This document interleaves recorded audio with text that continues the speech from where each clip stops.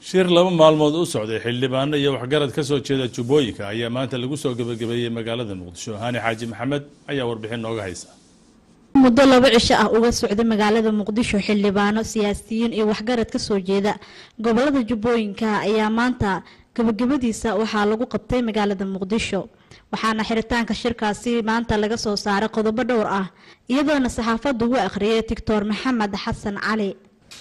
shirku waxa uu cadaatay uu ku qancay shacbiga Soomaaliyeed in beesha caalamku u soo bandhigayaana in dawladda Jamhuuriyadda Soomaaliya xafiiska ergeyga xogayaha guud ee IGAD oo si wada jira isaga indhaha uga laabteen xasuuqa foosho xun iyo dhibaatooyinka kale ee ka dhanka xuquuqda aadanaha ee ka socda Kismaayo iyagoo ku raaligelinaya kooxda Ras Kamponi.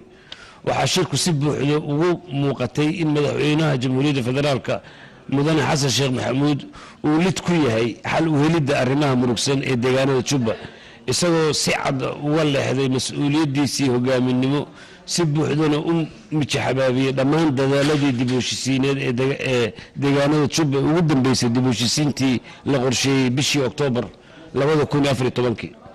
waxaa shirku uu soo jeedinayaa in dowladda federaalka iyo beesha caalamka in Danjira Afey iyo Gabre laga dhex saaro arrimaha IGAD ee ku wajahan Soomaaliya maadaama aysan dhexdhexaad ka ahayn. waxaa sidoo kale shirkan xiritaankiisa ka hadlay siyaasiga Barahi Raale oo ku dheeraaday dhibaatooyinka hadda haysta shacabka degan deegaanada gobolada Jubbooyinka. tarxiil waxaan maqli jirnay dawlado kale u tarxiila dadkooda. Kismaayo laga soo tarxiilayaa dadkii Soomaaliyeed oo deegaanka ahaa waxaana loo soo tarxiilayaa Muqdisho. waa arrimaha la yaab kale oo ay sameynayaan kooxda Axmed Madoobe uu hogaaminayo. nasiib darro weyn weeye. waxaan nasiib darro lagu sii tilmaami karaa oo aad iyo aad aan uga xunnahay in meesha dhibaatadaasi ay ka socoto ay ka furan yihiin xafiisyadii jamciyadda qurumaha ka dhaxaysa kii IGAD kii AMISOM iyo beesha caalamkuba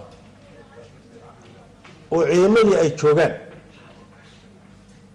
baa dadkii shacabka ahaa oo la yiri ciidamadaasi waxay u soo gurmadeen inay dadkaas badbaadiyaan inay dadkaas xuquuqdooda ilaaliyaan inay dadkaas nabadgelyadooda sugaan oo balaayiin lacag ay ku baxayso oo kumaankun ciidani ay tuuran yihiin yaa dadkii dhibaatadaas lagu sameynaya.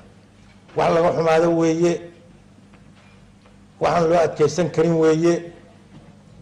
waxaan adduunka u soo jeedinaynaa oo ka codsanaynaa oo dawladda ka codsanaynaa in arrintaas si buuxda loogu jeesto oo shacabkaas la badbaadiyo.